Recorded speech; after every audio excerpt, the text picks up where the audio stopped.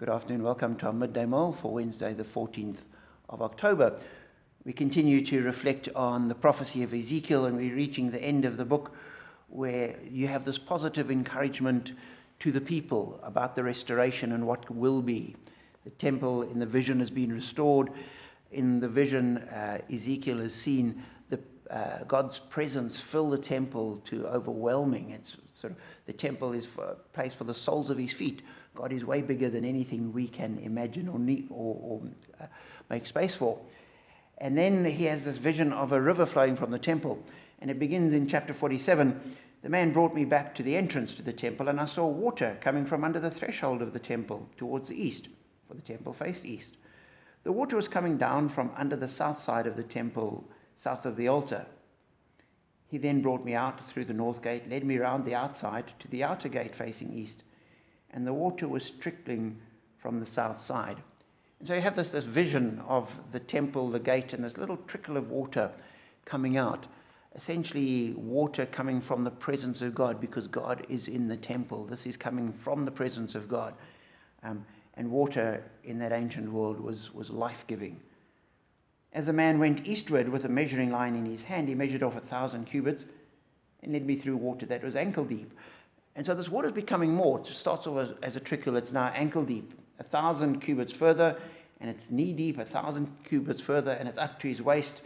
And in verse 5, he measured off another cubit, another 1,000, and now it was a river that I could not cross, because the water had risen and was deep enough to swim in, a river that no one could cross. And what struck me about this was it starts off as this little trickle and ends up as this mighty river that no one can cross. Again, dealing with God where things don't work linearly, that sort of it's level A and that's it. In visions of God, it starts off as A and it can end up as F or Z or whatever, simply because that's how God can work. And sometimes we get hung up with our evaluation. And we might look and think, oh, it would be nice if God could flood us with this river. We want a river. A river is what we need. We're looking for a river, but we haven't got a river. And instead we're looking and say, oh, well, there's a little trickle that comes from God. We need more. This says to me is that whatever comes from God is sufficient. And it might start off as a little trickle, but God can easily turn it into a river that no one can cross. And we see that all the way through. In the New Testament, Jesus has 5,000 people and somebody comes with 5 loaves and 2 fishes. That's completely insufficient. That's not enough to make a difference here. But with Jesus, it changes everything. Jesus takes water and turns it into wine. Jesus dies on a cross and rises again.